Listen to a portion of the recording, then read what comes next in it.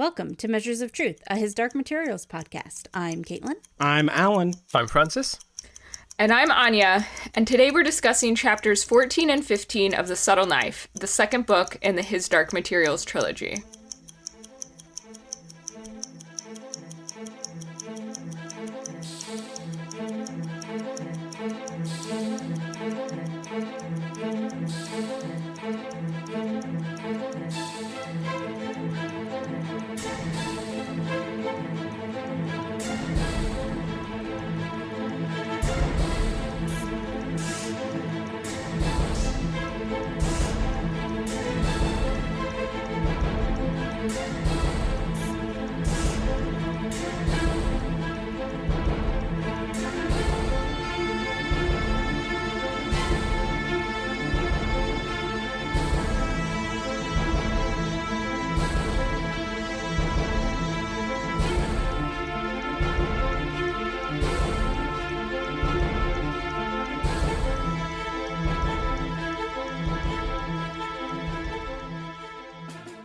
In Chapter 14, Alamo Gulch, Lee and Grumman fly leisurely over Chagats. That is the weirdest spelling of that. Chagatsy in Lee's balloon. A while later, they realize they are being pursued by Magisterium Zeppelins. Grumman uses his shaman, whatever, powers to summon a thunderstorm and takes out one of the Zeppelins with lightning, but 3 remain. Lee executes an emergency crash landing into a forest where they can hide for the night. While trying to sleep, Lee gets visions of 2 of the Zeppelins crashing due to Grumman's magical influence. The surviving Magisterium force sets fire to the forest to chase Lee and Grumman out. Just as they reach a ravine, they are spotted by the remaining Zeppelin. Lee sends Grumman on his way and stays behind to defend the ravine entrance, so Grumman can escape to protect Lyra. Lee and Hester work together to pick off as many of the Magisterium soldiers as they can, but they are outnumbered and outgunned. Lee is shot several times before he remembers the flower Serafina Pecola gave him and uses it to call for help. Lee shoots the Zeppelin, which catches on fire and kills all the remaining soldiers before dying himself. In Chapter 15, Blood Moss, Lyra and Will are still hiking with the witches, and Will's hand is still bleeding. They realize that they are being pursued and send a witch, Lena, to go investigate, while Serafina leaves to go help Lee. Lena turns herself invisible and finds Mrs. Coulter attempting to seduce information out of Lord Boreal. Lena watches Mrs. Coulter poison Lord Boreal's drink, who then addresses Lena directly and reveals that she has learned to see past witch invisibility, as Boreal chokes to death in the background. Mrs. Coulter controls a specter and uses it to attack the witch's demon and torture her for information about Lyra and Will. Lena reveals that Lyra will be the mother of all, also known as Eve. Mrs. Coulter vows to destroy Lyra to prevent another fall, and lets the specter consume Lena's demon. Then Mrs. Coulter commands the horde of specters to go pursue Lyra and Will. Meanwhile, Will is taking a walk and is attacked by a strange man who is obviously Grumman. They fight until Grumman gets him in a hold and notices Will's lack of fingers. He remarks that Will is the knife bearer and then heals his hand. They talk about the knife, and Grumman claims to be the only person who knows what to do with it. It is the one weapon that can defeat the authority, God. Grumman tells Will that he must go to Lord Asriel and tell him that Grumman had sent him. At the exact moment that they seem to figure out that they might just be related, Grumman falls dead from a witch's arrow.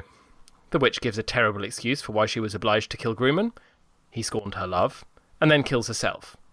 Will pledges to take the knife to Asriel, and then conveniently runs into some angels who are there to help him do just that. He returns to the camp to get Lyra first and finds all the witches spectre dead, and Lyra missing, with the alethiometer left behind. Also, at one point, he puts his cloak on over his pack, which felt weird to me.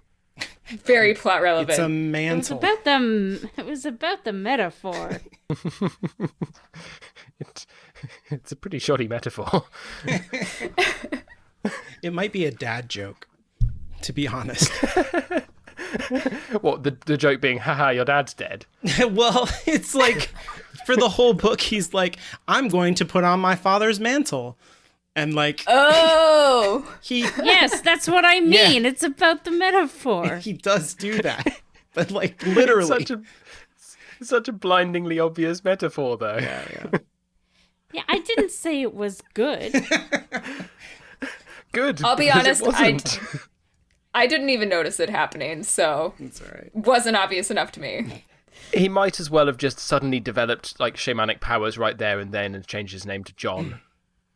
Right. Right, general feelings.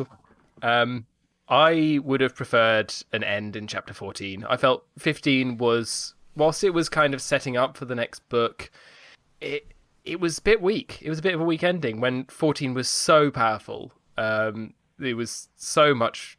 It was a lot. It could have just ended on Lee dying.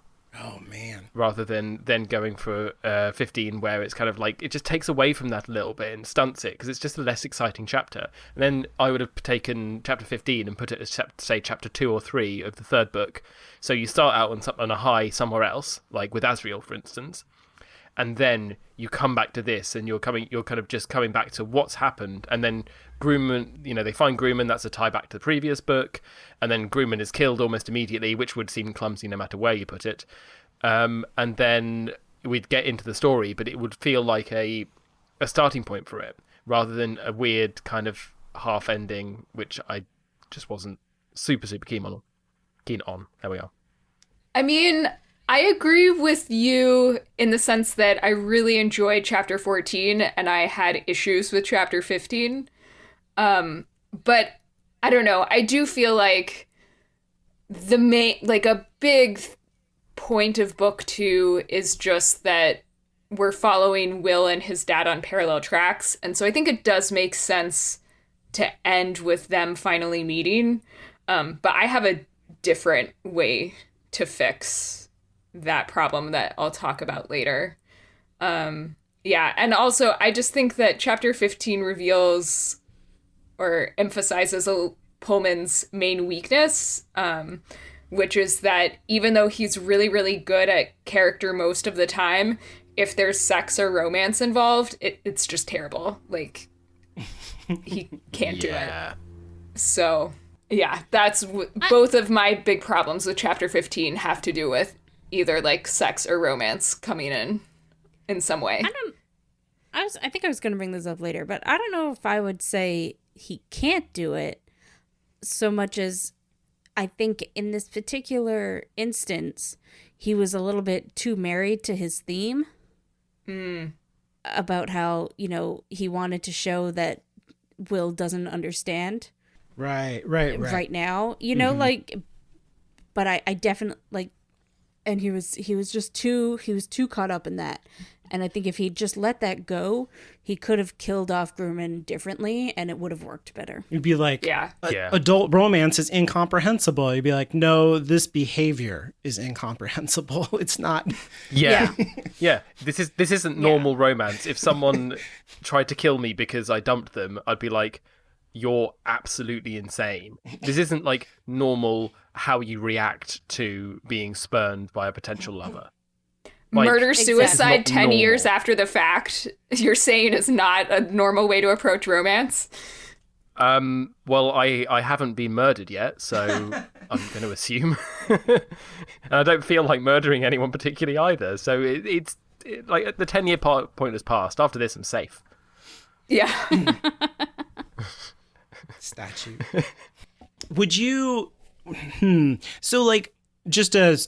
This isn't part of our structure or anything, but like you got me thinking in terms of the show, like where do you think this will be the ending of the show, or do you think they'll restructure it the way that you're saying, like we end on a Lee dies and then credits and then it's like, what? I think they'll do that. I think it's a much more powerful ending, and I think that knowing how they've done the thing so far, they do seem to enjoy that sort of ending, and then would get like a few shots from season 3 which they've like pre-done for some fun and been like, in the next season X, Y, and Z. Except then they have to pay Grumman, or the actor who plays Grumman, for season 3, whereas otherwise they can just be like, sorry, you're done. No, they'll just pre-film it in the end of season 2. But I think the way the Screen Actors Guild works, you get paid depending on like what they would still have to rehire him if the footage gets aired in season 3. I don't know. Does that apply? I'm pretending like I understand United the business. Kingdom? What? Does that apply when shooting in the United Kingdom? I'm not sure. I don't know. Also, I don't really know that much about how actors get paid. So I should probably stop talking. He was paid If for you're an season actor 1. and on Twitter, can you send us a message telling us how it works? Or will the Screen Actors Guild come and take you away? Okay, so I know very little because most of what I know has to do with theater. But if you appear on screen and they're making money off of you appearing on screen, unless you have the shittiest agent alive, you're gonna make money. I'm not saying they won't make money. I'm just saying he won't make all the money from all of the other episodes. Oh, like, if yeah, they yeah, do yeah. him. Yeah. I'm just Yeah, saying that's why they have all the Boromir flashbacks in the Two Towers and the Return of the King, because Sean Bean needed to get paid. I mean, John Perry's in season 1. He did get paid for season 1, so why not? Okay. But That's true. yeah. I don't know. I don't know if they'll do that. I feel like the internet would revolt if they tried to do that. It's just, you can definitely tell on, like, the episodes of, for instance, Buffy the Vampire Slayer, where it's like, there's one scene with that one character in the credits, and it's like, you didn't need to be in this episode, but they were contractually obligated to include you, so they did it anyway. Like, that kind of stuff does influence the structure of TV shows. It's true. It does. Again, What I would love. Okay, Sorry. Guys, back Caitlin talk. Sorry, back Caitlin. Okay, go, to talk, our talk. original conversation about how this is gonna end. Yeah.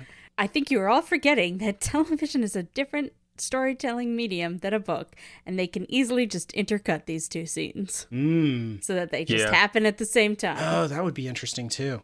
To have that'd be Lee really- die with, like- at the moment that Grumman dies or something like that. Like, boom, boom, you know. Ooh. Yeah. With like Iron by Woodkid playing in the background, so it's like super epic. Yeah, of course. That would be good. I would like that. It would give a really good juxtaposition between the futile defense of, well, I suppose not actually all that futile defense of Lee, and this relatively like tense but very differently tense moment with in the other part with Yeah. Will and Lyra, which And, for the like- most part is still basically sleeping and a bit of talking. And then you've got the parallels between Will and Lee, where they're both fighting. One of them's fighting to protect Grumman, one of them's fighting to hurt Grumman. Like, that would be so cool. And then just as Lee dies, Grumman dies. Sorry, I'm done. Or his Hester saying, we're doing this for Lyra, just as Grumman breaks his oath. Yeah, that's what I was thinking too. That's great. I really Wait, like how that. does Grumman break his oath? He consciously chooses to. Because he told Will that his goal was to protect Lyra and that the knife would be used specifically to protect Lyra. He told Lee Rad- that. Ah, yes. Sorry, is that not what I said? You said Will. You said No, Will. you said Will. Oh, yeah, sorry. He told Lee that. Yeah, Lee's whole cost for this, or price, was like, whatever they do, Grumman had to swear that this knife was going to be used to help Lyra, to help and protect Lyra. And Grumman was like, yep, sounds good. And then when Will said, what should I do? He was like, you got to go to Lord Asriel. And didn't mention Lyra at all. Yeah. I would Which contest, is- well, because Grumman is consistent, where he says that helping Asriel will help Lyra because it helps us all. That's his belief, and so it's a bit of lying by omission, but he's basically saying you need to help Asriel, because if Asriel's not helped, then the authority wins and we all get punished. So that is the best way that we can help, because it's preventing the end of the world. I don't necessarily disagree with you, but the text in the book says he consciously breaks his. Yeah, like we see into his heart and mind via the narrator, and he like consciously like, well, sorry, Lee, I guess you'll have to haunt me, and then he like tells him. Oh, yeah, that's what to right. do. Because Lee does promise that. Yeah. So I'm just going to read that back whilst you guys continue talking. it's in there.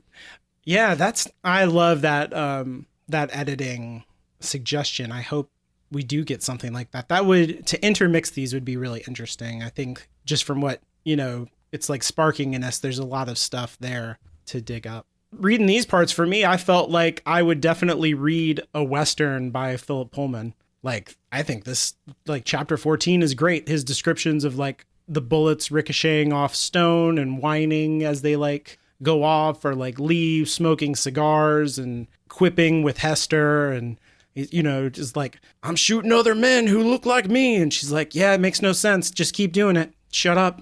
Just keep doing the... It's really good stuff. Yeah. And I think Lee makes Boromir look like a chump. in terms of like a last stand. He takes out a Zeppelin with one shot. I don't even know how many bad guys were on there, but like, you know, he goes out like a Viking. When I read that note here, I was really trying to figure out what the fuck you even, like, what the comparison between Lee and Boromir was. But now that you say that, I understand. Yeah, they walked all over Boromir. Nobody got past Lee. Sorry, Sean Bean. Yeah. Yeah. And I love the way that like fate pulls Will along until the very end, you know, like he gets, you know, his father tells him like what to do, and he gets this moment where like he transitions into this kind of violent manhood where he's got this witch and he's like abusing her physically in a way that feels very like that whole scene feels very charged to me, like in a gendered way, about like anger and like rage and all of this stuff that is like entering into his manhood in a really kind of toxic way. And like his role as a warrior and as using the knife against the authority and all of this stuff. And then even an angel shows up. And then at the very end, where we get all of that pulling along of fate and his role, it's all like undermined because like, where's Lyra? I can't even think of anything else than where is my best friend in the world? The person I love. Like, I love how like friendship is magic in his Dark Materials. So. Are we still on general feelings? Yes. Yep. Don't Yes, look at the okay. timestamp. It's fine. Okay. Bloody hell. So mine is just that the ending of this book felt like as I mentioned last time, that it was all very Empire Strikes Back, that we don't really get an ending. It's all just a bunch of setup, which is not necessarily bad. People love Empire Strikes Back. It's just not, it's not a conclusion. Agreed. That's my general feelings. Yeah. So, does the ending of this book make you excited for book 3? How do you think it compares to the end of book 1? It's hard for me to say since I've read book 3 a lot. But I do recall when I first read this book, I was in grade 9 or 10, I forget. And I immediately went home and looked up online if the third book was out, and it had like just come out in North America.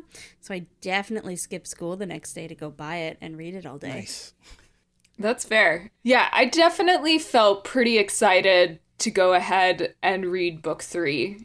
I don't think it's quite as good as the ending of book 1, but considering how mad I was about parts of chapter 15, I'm like very excited to see what comes next. Although actually, I think I'm more excited now my second time through than I was the first time through. The first time through, the madness was more prominent, and now I'm kind of like, I knew what was coming and I was prepared, and so I'm just excited about the good parts.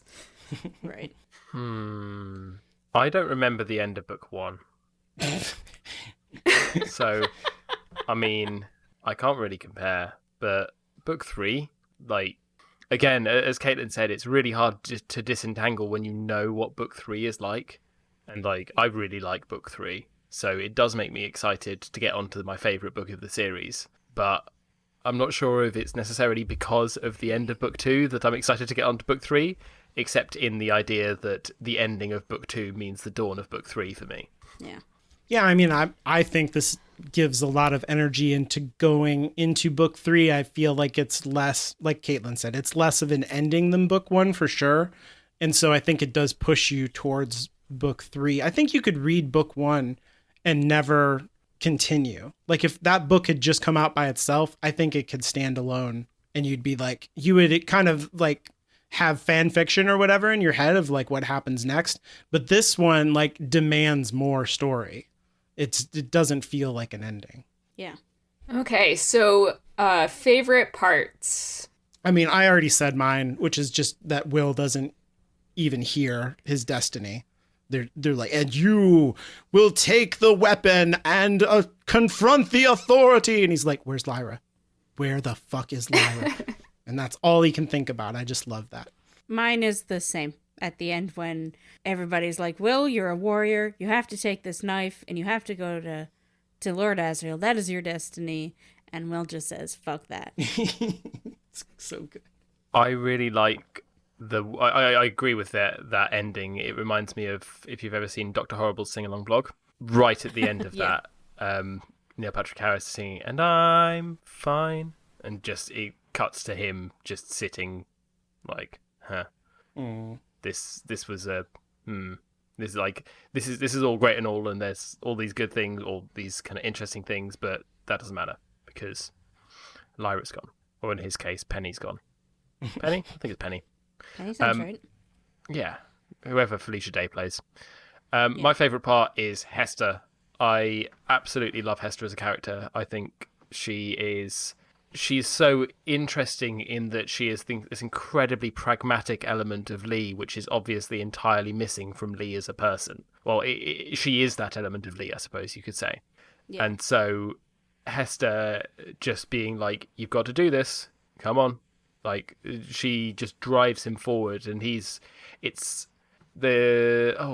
where it is kind of reminds me in this very strange way of that scene in Harry Potter where Harry is feeding Dumbledore the horrible liquid, and Dumbledore's like, no, I don't want it, and Joe, who the hell is Joe?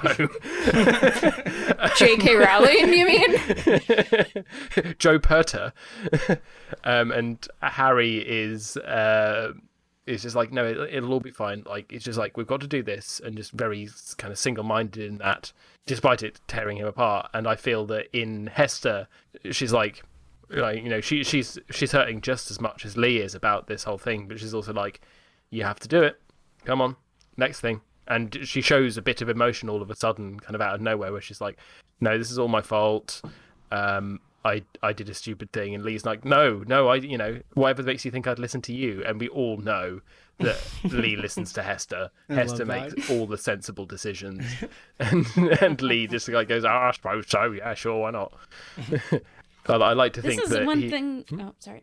No, I was just saying. No, I like to think that when he was deciding what to do with his life, Hester was like, "We should, Hester was like, we should get a balloon." He's like, "No, we should get a balloon." I really like this dynamic that Philip Pullman has created with the human and their demon, or the body and their demon, or whatever. Yeah. Because like Lee's death would have been sad without Hester there. But like talking out his life and his death with himself, because Hester is him, it makes it so much more tragic. Yeah. Oh my It God. just makes it so like When he's like, feel so much for them. don't go before me. It's like, oh, Jesus Yeah. Christ. Yeah. I think completely- it's one of the most emotional I've felt from a book. Full stop. It's a really good scene. I completely agree with everything that you guys have said, and honestly, like, this is the first point in which I feel like I really get all of the Hester love.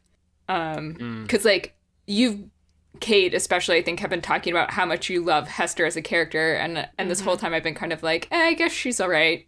And, like, this is the scene where I like feel like I finally get that, and I can imagine how, like, going back and rereading the books now, I would, like, retroactively have more love for the character.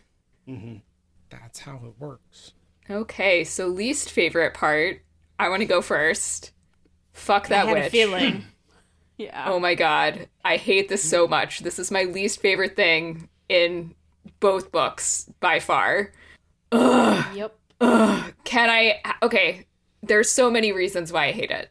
I hate it because it's like yet another flat cardboard cutout of a female character who's only motivated by their relationships with men in a completely illogical way that makes no sense. It's so dumb. I mean, he kind of set it up ahead of time, but it was like so many chapters ago. It still feels like it's coming out of nowhere. This character, Judah Kamainen is worse than Rudiscotti. I have like Miss Scarlet rage thinking about this character.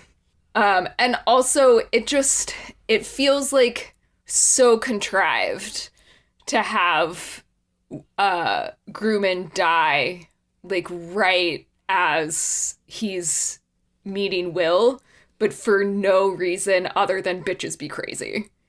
And I guess, I mean, Kate, what you said earlier about the theme of, like, young people, prepubescent children, like, not understanding romance makes me hate it 2% less. But, like, the theme doesn't work because that's not actual romance, like we already said. Like, that's not, it shouldn't make sense to anybody, regardless of how old you are or how much you want to bone people. It just makes no sense.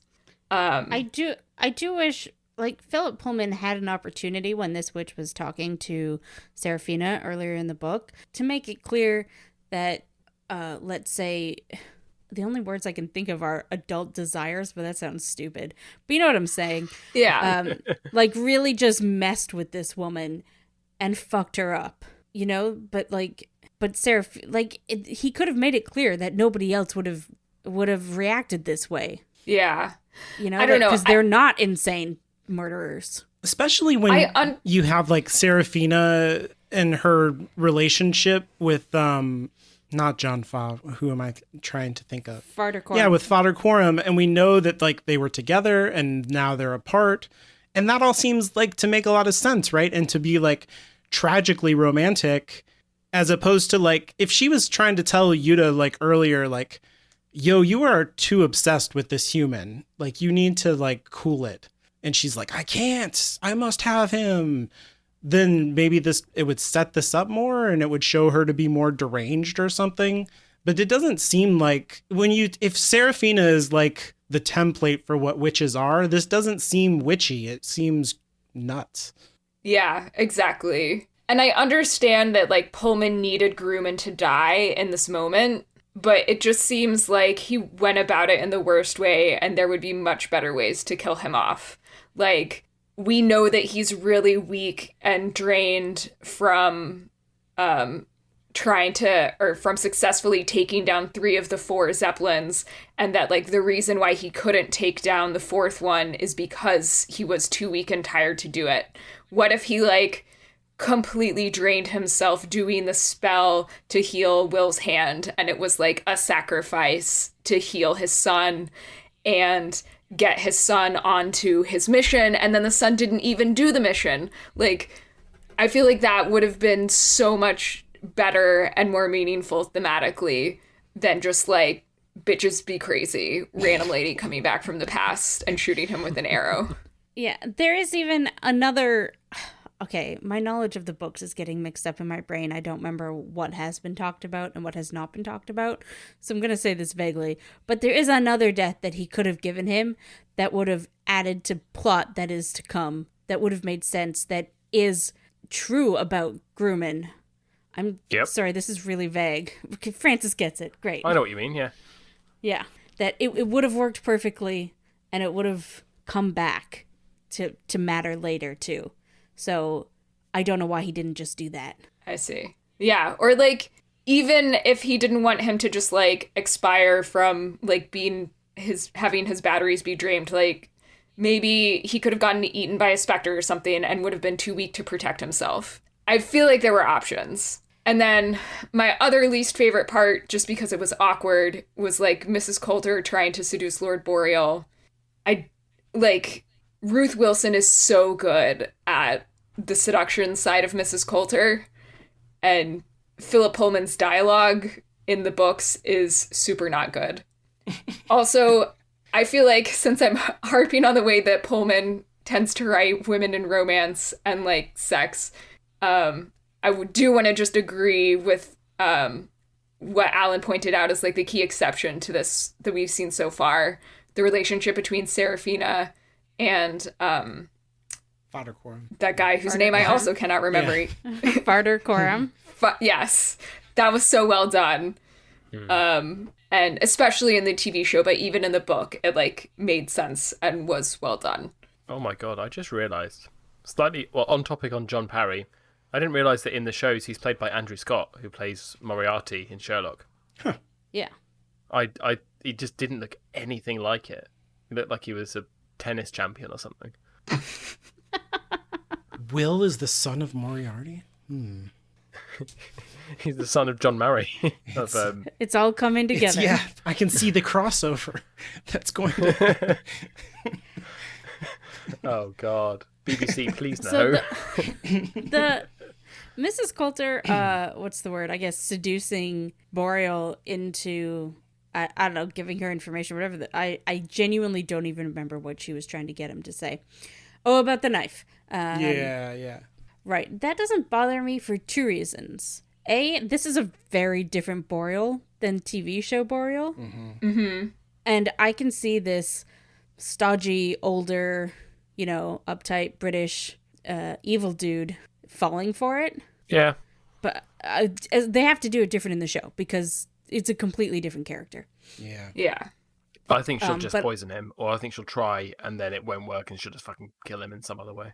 Yeah, something like I that. don't know. But, like- I think I would have appreciated it more if it was like a battle of wits, or she was like seducing him with like a combination of sex and logic versus So- just like gently stroking his snake a lot. Pardon? Must you? It's literally in there. So, but that was The actually... snake is. It's funny because the snake is also female, so that makes it officially a girl dick metaphor. So that was actually my other point of why it doesn't bother me, in that from their world, we have seen before that the interaction between the demons, not necessarily the words being spoken, can be more important. Yeah, agreed. So I think that's what he was going for in that scene. Whether or not he succeeded, I don't know. But I do think that that's what we were supposed to take away from that scene, which is why her dialogue is a little clunky, because it's not necessarily about what she's saying so much as the monkey gets the snake to a point where it doesn't matter what she's saying. Boreal would give her whatever she wants. The point of no return, might you call it? Yeah. I'm so sorry. I just want to say for once it was Anya who brought us down this road and it was not me. Wait, am I not the dirty one? Because that's new. I might be mixing up my podcasts, but there's definitely one of the ones that I do where I am always the one that's like, It turns out the dirty ones were the friends we made along the way. yeah. I'm pretty sure I've talked about girl dick and snakes before, but maybe that wasn't on air. Maybe that was just in our chat. Trust me, listeners, our chat isn't this bad. Okay, I lied. It's terrible. So my actual least favorite part, though, Yes. is Mrs. Coulter can magically control the specters. Excuse me? How? Why? Yes. Yes. Please give me more. Like, I am 100% cool with her doing it, but how? I want to see that. I want to... What? They don't seem like they respond to human language or logic. And that, like, throwaway line about why they would listen to her, I'm like, sure, okay, but give us more. And why can she magically convince them that they can fly? Like... Right. Yeah, like I Grumman don't- does that too somehow. He like gets it to go up Yes. into the airship, and it's like I don't mind that it happens. I just want more info. I want to see it. I want to see, I don't just want a throwaway line about it. I want to see the whole damn thing. This is exactly my problem too. It's like there should have been more Mrs. Coulter.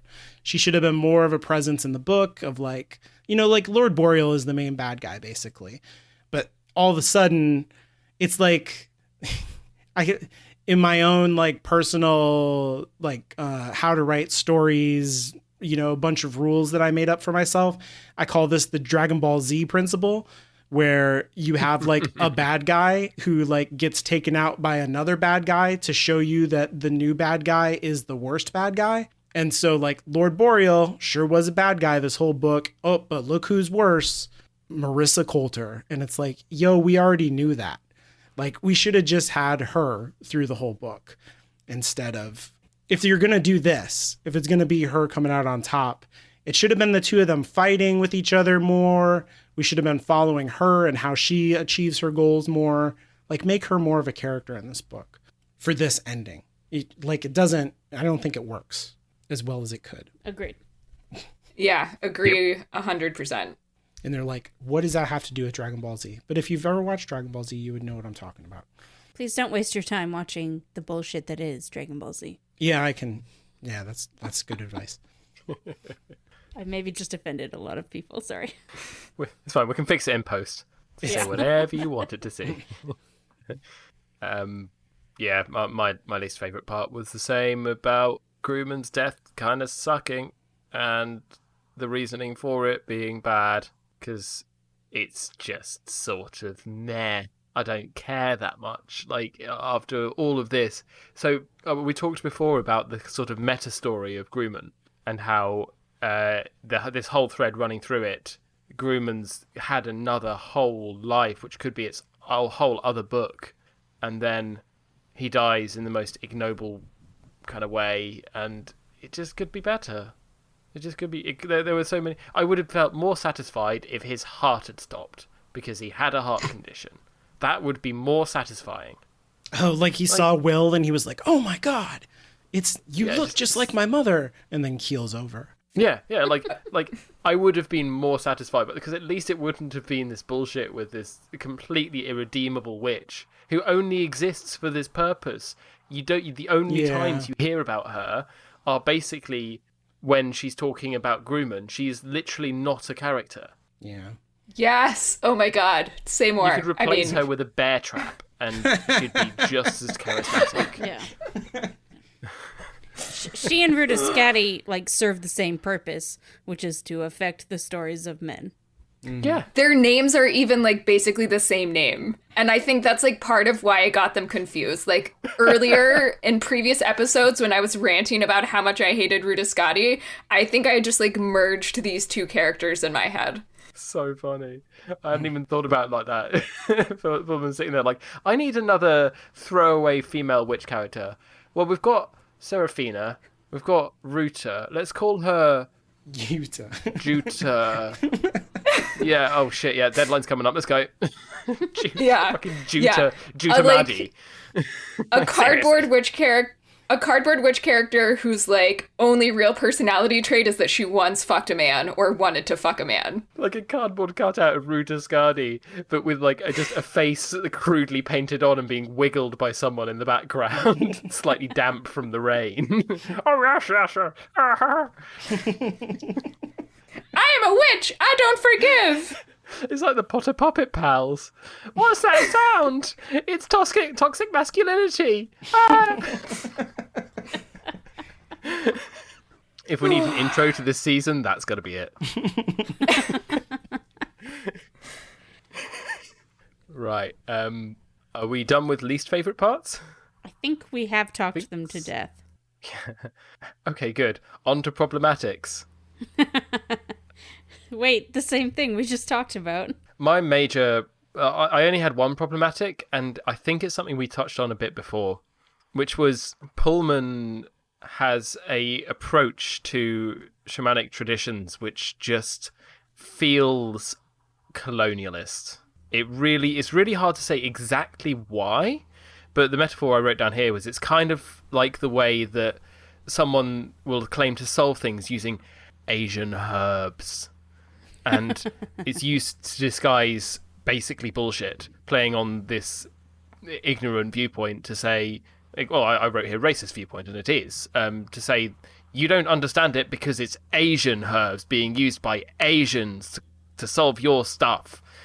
And he does the same thing with shamanism, where he's saying it's shamanism because they're using shaman things to do things outside of the realm of your comprehension because you're not a shaman and they're the feral shamans. When did you ever hear the word shaman used to describe a white guy? It's not. It's even in if you're talking about even though the actual sort of philosophies are very similar between kind of paganism in Europe and shamanism elsewhere, they're basically exactly the same fucking thing. They are traditional belief systems based around things like land use and all the things that all the things that a culture needs in terms of philosophy. But if it's European, then we call it paganism. Well, not even just European, kind of going a bit further into, a few kind of on the other sides. It's still basically paganism. And then as soon as it becomes done by people who aren't similar to us, suddenly it's the shamans. It's the shamans. They're going to do it because they use magic beyond your comprehension. But no one's ever sat there and said the druids will do this. He used druidic magic. That would have been that would have been just as similar to what he's saying. And yet, not for a second did he think that maybe he'd whack on a token mistletoe, a sickle. Come That's on. exactly right. Yeah, because there's like this whole notion that comes out of the colonialist period and like the early imperialist period, which are like, history is like divvied up in ways that are arbitrary and not real. That is like, oh, there is a kind of evolutionary chart of societies, right? Of like, this is a primitive society. This is a moderately advanced society. This is a modern society. Oh, what a coincidence. Europe is modern. And all of you... But Europe was never primitive. No, never. Idea. No. It was always like on its way to being modern, right? It's always more sophisticated. And it's the same thing. It's exactly the same thing because it's the transition over time. Like, everyone started out from a state... I mean, you could argue that everyone started out from a state of no philosophy and then they develop it as they develop consciousness. I mean, that's probably its whole other category of kind of philosophical debate is early philosophy. That would be really cool. I don't know much about that. I would like to know more. But yeah, you look at how the Gauls are depicted and how the early Britannic tribes are depicted, and they're never, ever depicted as these... Well, it's certainly in Western imperial culture. They're never depicted as these sorts of feral monstrosities, which other people are. But actually, I reckon that if you look at contemporaneous sort of Roman writings, well, in fact, I know that if you look at some of the ways that the Romans depict the Gauls, then they are again these outsiders, these weird folk who you believe in magic, and they don't believe in the civilized gods. They don't believe in our gods, which we know to be real. So it's sort of a very similar thing. And I'm guessing that the Romans don't address their origins as being, uncultured and uncivilized. They was like, oh, we were young. But these Picts, these these tribes over here, Picts and the what they begin. The one that begins with a C, and it's the origin of in Yorkshire, I think. But yeah, like these were all, they were the scary people, and now those people's birthed essentially where we are today, and we look back and then we're like, no, they weren't like uncultured and uncivilized. They were just, a bit different. And then we developed technology, and then we developed oppression of the poor, and then we developed it further. Right. And then in the Industrial Revolution, and that was just because we're better. We just got there first because we are more willing to oppress the populace, something like that. Yeah, but we're just better. I don't know. Getting back to my original point, it's the approach to shamanism is sort of used as a deus ex machina. It's sort of, we need to get out of this situation. Well, maybe we can use this to make, just to make sure that everyone's absolutely sure that John Parry, the white guy who's turned up at this random place in the middle of the Arctic and has gone, yep, I've got a lot of knowledge which you guys don't have because my world has done some cool stuff. And so I'm going to be a shaman, and then suddenly he has magic power. Like it's a weird contradiction of colonialism, none of which really makes sense to me. Yeah, I think part of the reason why it's narratively dissatisfying is what we talked about last time with like the laws of magic, according to Brandon Sanderson, in terms of like how they operate in a narrative, that we don't understand the shamanism of John Parry, like in terms of its mechanics. And therefore it has dissatisfying consequences, or like, how are you manipulating these specters? How do you make lightning happen over here? You just do it because of shamanism, and that shamanism is couched in like you said, racist, colonialist kind of othering of these people, and all they have to offer us is this mysterious magic, right? There's nothing else there in terms of the Tartars. They don't have any kind of interior culture, or like, we don't even get an actual Tartar shaman. We get a white guy who has like appropriated their one useful ability for us. Yeah. And it's not to say that you can't integrate between cultures. What it's saying is that it seems so super shoddy that the only shaman that we encounter is a white British guy. Yeah. Like, you literally couldn't write it if you tried to write the most colonial pastiche of a novel. You're like, okay, so we're going to have this ancient, this ancient shaman. He's got magic. He's using these tribal magics. And he's a British white guy. Like, seriously? Right. Yeah. Oh, God. It's pretty problematic. But, like, again, I'm probably reading a touch too into it, but it's kind of hard. Once you latch onto it, it's hard not to go, well, that's just sort of lazy. When we're going to go so far into the, into the philosophy of Christian culture, but we won't do a thing to touch on other religions. Yeah. At all. And I find this to be... this is another point that we've talked about before, but I find it so upsetting because, as we will see in the third book, Philip Pullman can write somebody going into a completely alien culture and experiencing it in a as far as I remember, non-problematic way. But he had to do it in a mythical way. He couldn't do it with humans. Spoilers. Mm-hmm. Who knew? So while we're talking about colonialist bullshit, I came across a Twitter thread recently about a real-life asshole colonialist Arctic explorer, also named Perry, although spelled slightly differently, a Robert Perry. We say it differently here. How would you say that? Perry versus Parry. Or, I mean, Whatever. that's Perry. So a long air. Perry. They're both Perry. versus Perry and Perry. Perry. All I can think then about Perry. is a duck-billed platypus with a hat who is a secret agent now. If you get that reference, please follow us on MOT Pod and let me know on Twitter. I did Okay, get I'm the going to talk about reference. this Twitter thread. So basically, I mean, you should just read the thread because it's really fascinating and full of good pictures. And I'm not going to do it justice here, but basically there was this like completely self-sufficient group of Inuits living in Greenland, and they had this meteorite that they used as their source of iron that they used to make like tools and blades that they used for hunting and other things that they needed to do. And then in the late 1800s, a bunch of Europeans came to Greenland, discovered these meteorites, and were like, great, let's take these home and put them in our museums. And so now they're like scattered in museums around Europe, and there's one in the Museum of Natural History in New York, and basically made it so that the native culture on Greenland was no longer self-sufficient because they no longer had a source of iron.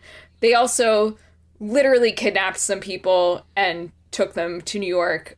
They told them that they would bring them back to Greenland in a year, and then didn't. Well, most of them died of disease. But the one that did survive wasn't able to go back until many, many, many years later.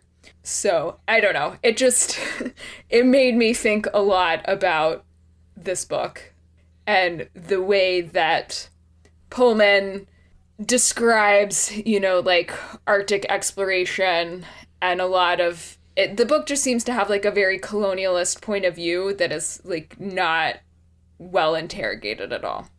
I agree. Especially because things like that show, it would have been so easy to make John Perry Inuit.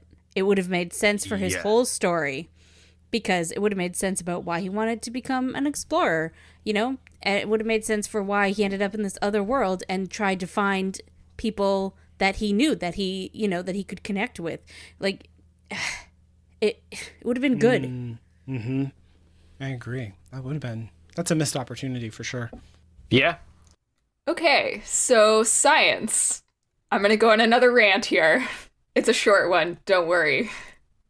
And it's also kind of minor, but offended me greatly based Famous last on words, though, isn't it? my It's science. Yeah. Anyway, so when they crash into the forest and the balloon is wrecked on the trees, the book says now he, referring to Lee, had to move like an insect along the surface of the earth as like he's super sad. You know, he like identifies as an aeronaut, flying is his thing, and now he's like taking it really hard that, you know, his balloon is broken and now he just has to walk around on the earth like a plebe. Has Philip Pullman ever met an insect? Most of them have wings. Like, of all the organisms to be trapped crawling along the surface of the earth, an insect is not one of them. No. Could have chosen millipede. Didn't. Or like anything that's not an insect. He could have said rodent. He could have said rodent. He could have said reptile.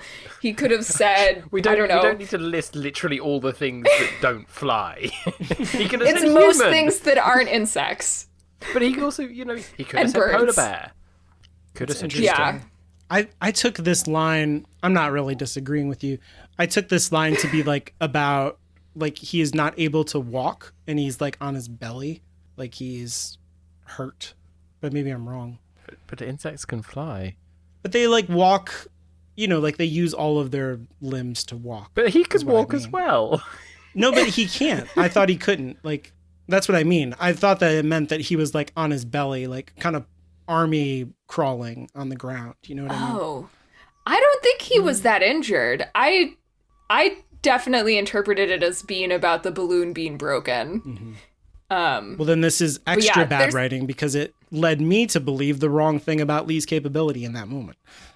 Anyway, yeah, there's like insects are all up in the atmosphere, like hundreds of meters. There's like whole studies where they just like see how high insects go. They're super high up there. Anyway, that's end of rant. Okay. Insects fly. TLDR. I'm going to look it up again. Oh, no, you don't. You're trying to figure out who's right, me or Alan. It's weird Yes. that now that you say that his demon is like a burrowing mammal is like interesting when he's an aeronaut. Yeah, I mean, I guess there are bats that fly, right? But when you compare like bats versus all other mammals versus insects that fly versus all insects, like the comparison is it's orders of magnitude different. Yeah. I can't find the reference, and I don't care that much. Wow. Normally you'd love to gloat about me being wrong. I mean, I don't have any, like, I didn't look up anything about this, although maybe I should have, but I really did enjoy how technical the balloon chase scene was, and how, like, Lee was shown to be very capable and very, like, he wasn't just floating along and hoping with the wind. He was like, okay, if I do this, we'll go faster. We can do this, and I can control this. And he was shown to be, like, doing math in his head, and I really liked how it showcased how smart and capable Lee was, and not that he was just floating along with the wind. Yeah, I completely agree. And I think that I felt a reader that I understood the logic behind what Lee was doing the whole time. And that was a really fun experience to have. I love too how, you know, he like takes all his instruments with him because they're like expensive and small and transportable, even though he's leaving the other things behind. You know, it's just like little things like that make the writing really pop. I agree. Yeah, I did find the bit, and yeah, it's definitely that he can. I mean, they are lying down at the time that he thinks this, because Okay. they're talking about that he's lying down, but also I do think that it's much more of a metaphor on the fact that he can't fly anymore, rather than he is necessarily crawling, because he doesn't crawl really. They get up again. Oh, They don't have to commando crawl for like hours, which would have been fine. But Weird. in terms of science, the spectres interest me because I don't actually feel they're consistent, and I feel that that's, again, as we were talking about earlier, a magic system which is consistent is satisfying, and one which is not is frustrating. Yeah. If the spectres are incorporeal, which it's sort of implied that they are, then is it the ground that they can't go through? Is it only human buildings that they can enter? Like, it just doesn't quite make sense, because you can't just like otherwise. Surely the best tactic by far would be to hide under the ground. Then when you detect a human coming up, then you pick them off, and then you could get it to be we show later when they almost negotiate with Coulter that they can get more if they follow her.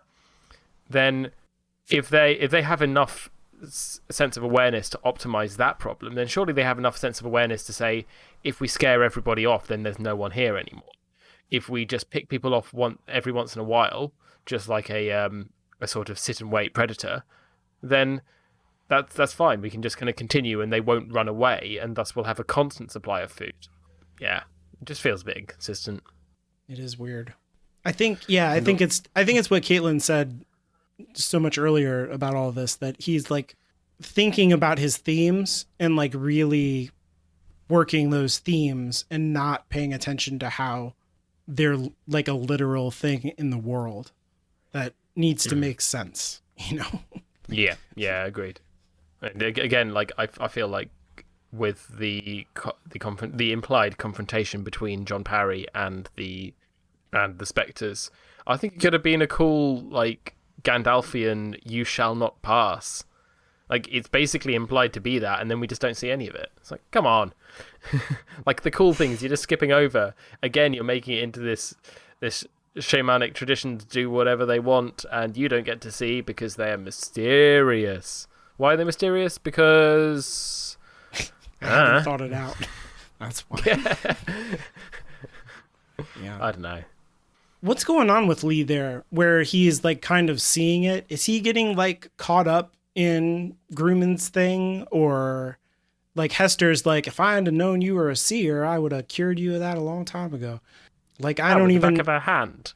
Yeah, Just slapped it exactly. into him. She's like, Bit of conversion. cut it therapy. out. Yeah. Christ. So like, I don't get My that. headcanon for that is that Grumman is like kind of using energy from Lee to like Lee doesn't wake up fuel tired. some of what he's doing, Interesting. which is like, well, I mean, okay, from a meta-textual perspective, the reason why Lee has visions is because Lee is our point of view character, and so if Lee doesn't see it, we the reader don't get to see it, and Pullman wants us to know what's happening. That's true. But within the text, if Grumman is like using Lee as some sort of like anchor or power source, then that could be why he has visions of what's happening. Yeah, because we never see Grumman as a POV character at all. Yeah. You almost never. Although his narrator's all over the place. Like sometimes, like I don't know that I agree that we have to be with Lee, like because he just leaves sometimes people, or like jumps from one head to another. Not that it's ever confusing, which is hard to do and takes good writing. I don't know. I'm not complaining about all this stuff. Like I just wasn't sure what was going on there or what I'm supposed to think is going on. It's just kind of supposed to be spooky, right? It's supposed to be like, Yeah. Yeah. It's meant to feel like a fever dream, I think, and it does. Yeah. Like it's well done in that it's very disconnected. It's very sort of classic trip scene in a film. Yeah. I don't know why, but I've never even questioned it. Mhm. Like, it, now that we're talking about it, why does Lee see this? I don't know. I guess I just always assumed it was his proximity to what Grumman Parry was doing. I don't know. But it never bothered me either way. Was it just shaman things were happening close to him, and thus he got involved in the shaman things? Yeah. That's how it works, right? Who knows how it works? I don't know. Yeah. No one knows. No one knows. We can't Pullman understand doesn't it. fucking know, that's for sure. Yeah. Sorry, if you are listening, Philip Pullman, then my apologies. There's no way I'm- he's I listening. can imagine. Well, we could always send it to him. yeah. I would prefer. No. I would prefer for him not to listen. Onwards to religion. I really loved how our science section became about shamanism, whatever. Like, that was great. This magical system is not systematic. And now religion. Now religion. That's where he's going to talk about science for the next 40 Talk minutes. about, okay, so in Newtonian physics, there is action and reaction. I'd like that. I'd love it. So, of course, I reread the book before we started the podcast, and then I've been reading along, chapter to chapter. But like when I reread it, then I'm trying to think about, okay, what am I going to talk about on the podcast? And it was this part where John Perry is like explaining things to Lee. And I feel like for whatever reason, John Perry, I don't know that his insights are authoritative. They feel authoritative to me, like in a kind of narrative way of like, this is definitely what these things are. But that might be arbitrary. He could be wrong, but that's how I'm taking it. And when I read the part where he talks about the specters, that's where I associated them with nihilism. And then I brought Nietzsche in like that. This is the origin of where it all comes from for me.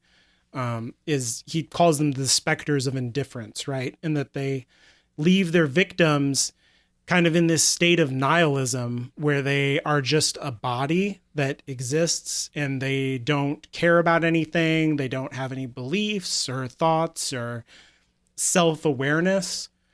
And it's kind of like, when you think about like the themes of these two books about how like your failures, your personal failures and your experiences kind of shape you and how you adapt to those and, transgressing boundaries and stuff like that, how those things build up who you are as a person. If the specters are like sucking that out of you, it's kind of like the opposite of Nietzsche is the guy who came up with the aphorism, what doesn't kill you makes you stronger.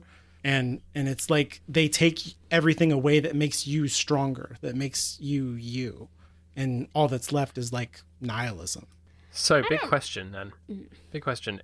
Is Philip Pullman an anti-nihilist? Oh, I think so. Like, I think that he believes nihilism exists, if that's what you mean, and that you shouldn't give into it, I think. I don't know if I agree with this. Reading? The English language just left my brain. Comparison, I guess, between the specter victims and nihilism. Mm-hmm. Because nihilism is a philosophy. It's a choice that you make about the world. These people are basically dead. Like, their heart is still beating, but they are dead. Yeah, they're like zombies, right? They've been like hollowed out. Yeah. So it's not that they believe that nothing matters or think nothing matters. It's that they're not there. Yeah. So I Are don't they know if thus forced into nihilism?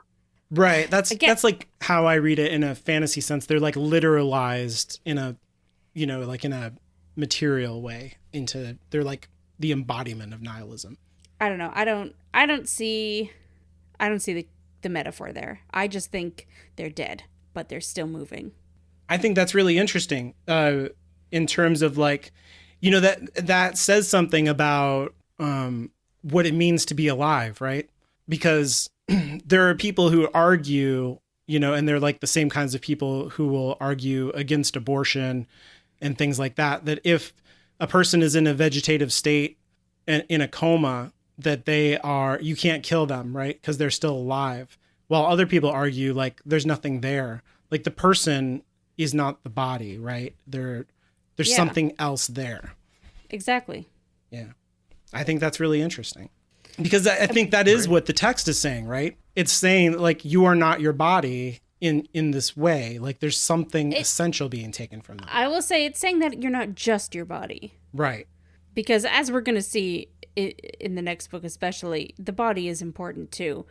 And I guess I'm not expressing myself correctly here maybe. I just don't think that this is a metaphor for anything other than the points that Philip Pullman has been trying to make, that you need that passion. I don't think it's about nihilism because somebody who's a nihilist can still be just as passionate as anybody else about just things, like about nihilism if they want to be. I don't know. But you know what I Trying to mean? imagine Like, someone being passionately nihilist. but you know what I mean, right? Yeah, yeah. Like, that is them choosing to look at the world in a way. These people are not looking at the world. They don't see anything. Like, a nihilist, I feel like if they were watching their child drown, they would still maybe save their child.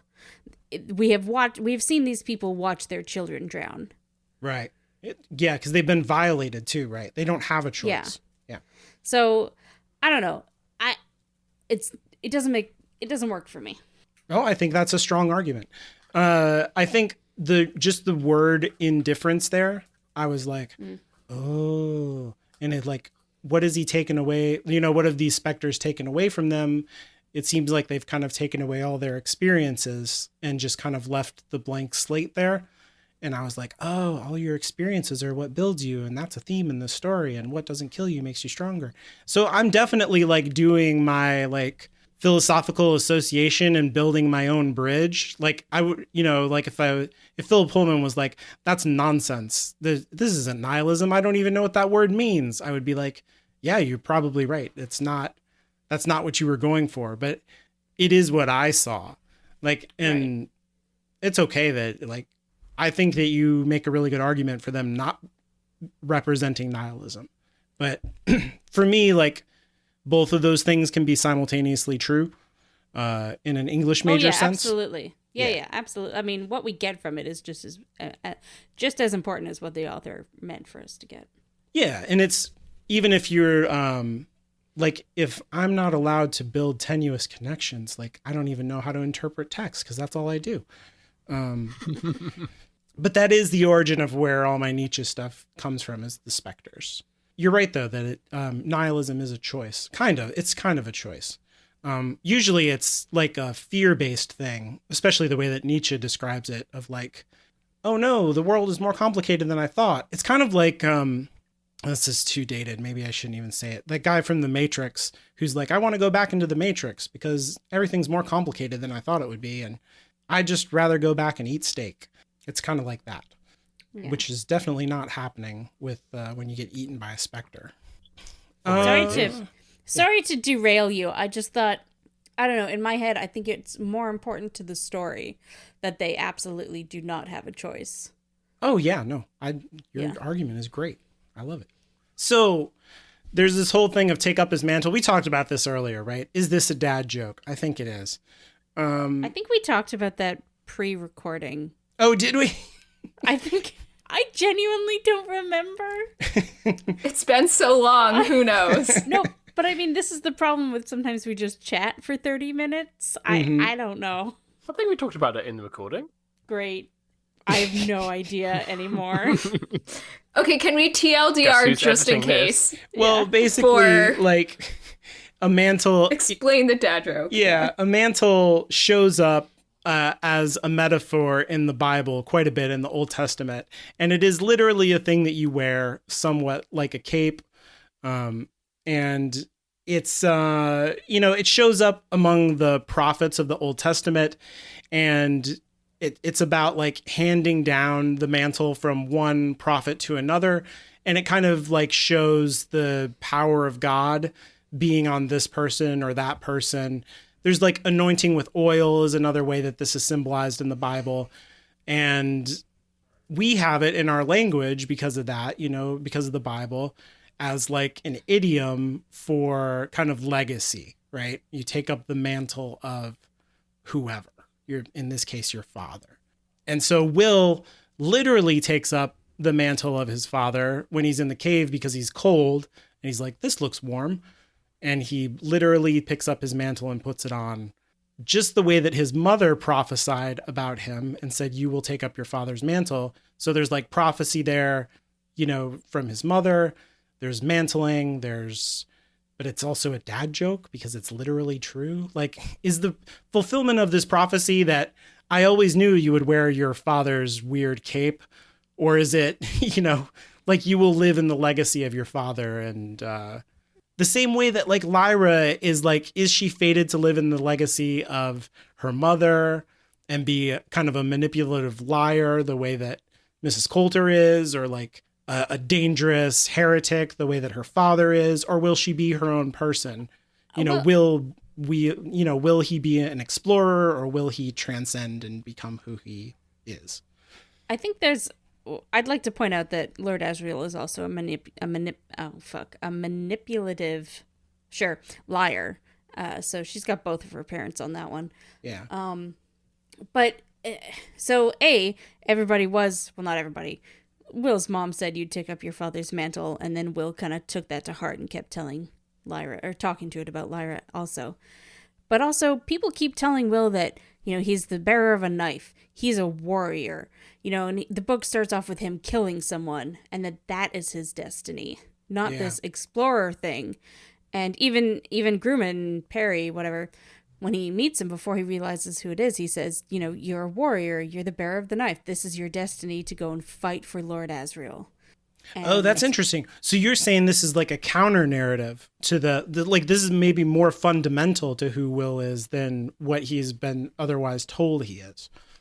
What I'm saying is that a lot of people have been telling Will, this is what you are. Mm-hmm. That's all I'm saying. I'm not drawing conclusions yet because I actually know how Will's story ends. And we can talk about that later. But I'm just saying I think it's interesting that a lot of different people are telling Will what and who he is, like what his essence is and what his destiny is. And he's just like, I don't know, where's Lyra? Like... Yeah, totally. And as somebody who has been a teenager, it is really fucking annoying when adults tell you exactly what your life is going to be. Yeah, like here in America, we have a whole test they get it about really wrong. Like you take in high school and it tells you should be a cop, or you should be, this or that, which gets into the other thing, teleology. So this is exactly what you were saying, Caitlin, that everybody is telling Will what to do, that he must go and work for Lord Asriel or give him the knife or use the knife on his behalf, because there's been this recurring battle against the authority. There's these two sides of ignorance and of knowledge, and ignorance has won every time. And now we have the weapon that can win the war. And Will is the bearer, and this is the way that we're going to do it. And, everybody's telling him this is the direction to go, including his father.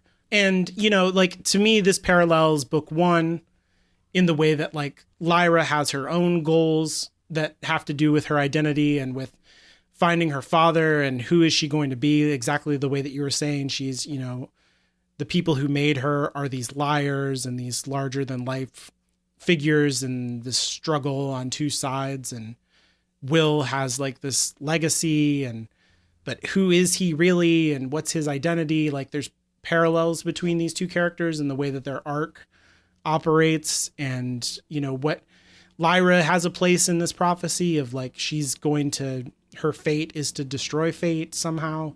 And so, like, I see the ending as being like Lyra's ending in the first book, of like a rejection of all of his teleology that's been laid out for him. And he makes his own goals and kind of transcends, or he doesn't make his own goal, because like Lyra literally steps through the gate and we're just left with Will kind of in this precipice of decision where he's not listening to what his role is anymore. He's motivated by his feelings and by the person that he cares about and what she means to him and what he means to her. And that seems to be like the note that the book ends on, and what is the most important thing to Will. And to me, that feels like a rejection of his role. It feels like the heroic and good thing in the book. And all of these other things, like, otherwise it'd be really easy to see the Magisterium as like capital letters, the bad guys, right? And Lord Asriel as the good guy, because he's opposing the bad guys on a certain level. And so him going to Asriel, you'd be like, yeah, go to the good guys. But the book makes it more complicated than that, because Lord Asriel is also this teleological path for Will, this kind of predetermined, this is your role, you need to fill this place in our plan. Not that you are a person, you are literally a weapon to us. You are an instrument. And Will walks away from that in his heart here. You know, we'll see if he actually does that in the plot. But in terms of this moment, I think it's a rejection of his role.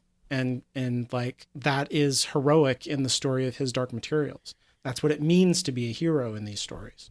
It's interesting because we've talked before about how, you know, Lord Asriel's book exists. You know, people have been writing that story, the big war, good versus evil shit. You know what I mean? We've talked about that before. Yeah, the hero's journey. And so I do like how every time, or I do like any time that the story is like, yes, you have to go and be with the hero. You have to go fight the war. And Will and Lyra are like, actually, we got other shit we got to do. That's important to us, and how I just really like that, and how the ending of this book does that again also. It's great. I think that's why this book is like so important in fantasy. It's like really subversive in a lot of ways. In exactly that kind of like, we must go defeat the Dark One, and actually being a hero is something else. Being a hero is like being true to yourself. Like listening to your conscience, and not necessarily being about like the greatest good for everyone, right? I think Lee had that line in chapter 14 about how, I should have written it down, about, you know, doing the help where you see you can help. Yeah. Wow, yeah. I just butchered the fuck out of that. But, yeah, no, he says that you know to what I Pullman. mean. That is a great thing where he talks about the greater good, and Lee talks about, it seems to me that you should fight evil where you find it, right? Yeah. Like right here. Yeah. And I think that's essential. Yeah. I hadn't really noticed that line when I was reading it, but now that we're talking about this and I'm thinking about how the story ends, I think that line is very, very important, actually.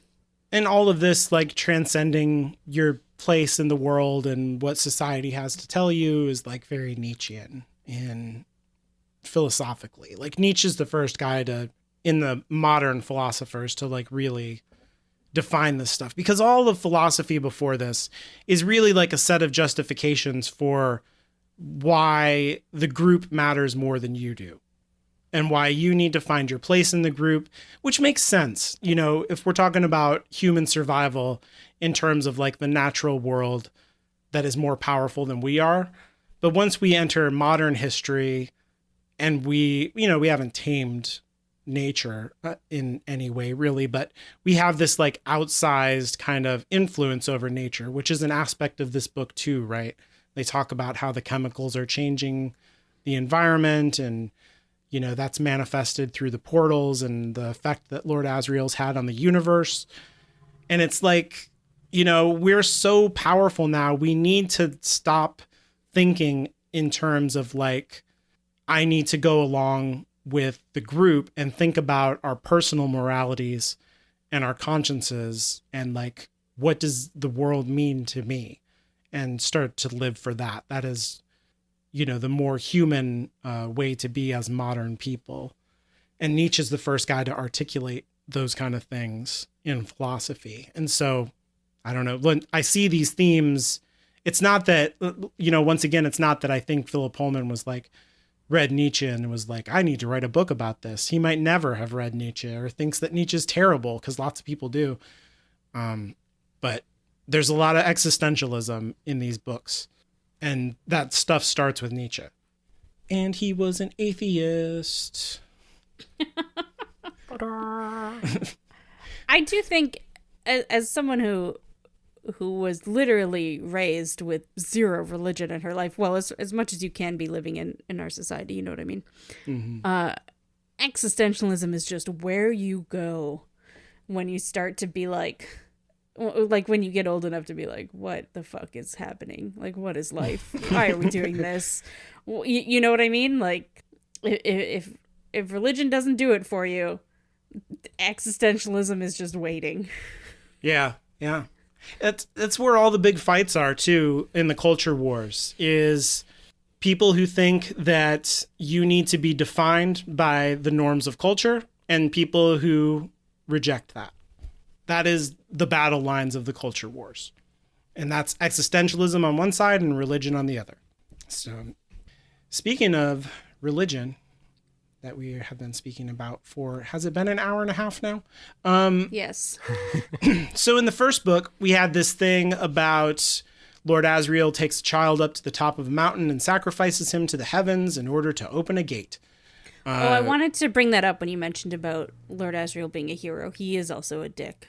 Yeah. He is also a child murderer. A child murderer.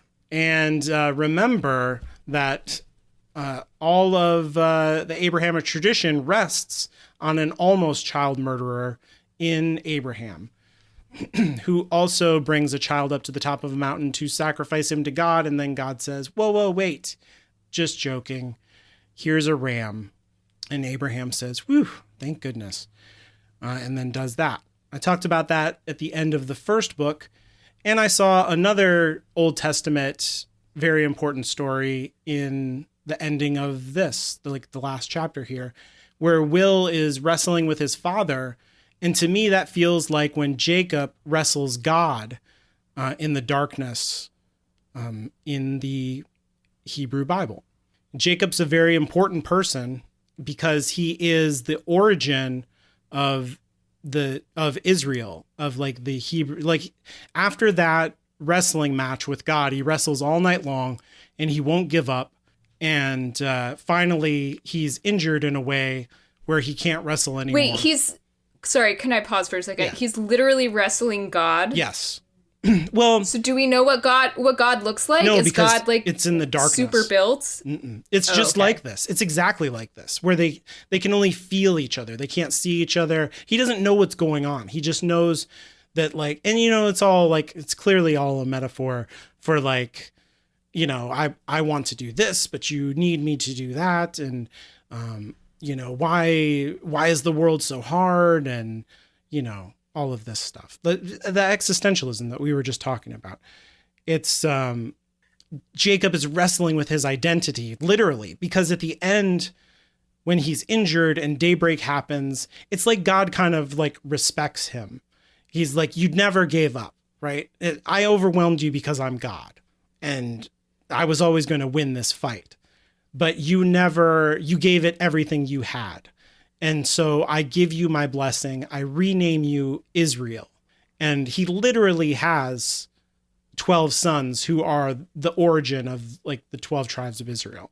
This is the origin of the Hebrew people, is Jacob wrestling God. This actually makes me feel a lot better about that scene. I didn't complain about it because it was only my third least favorite part of that chapter.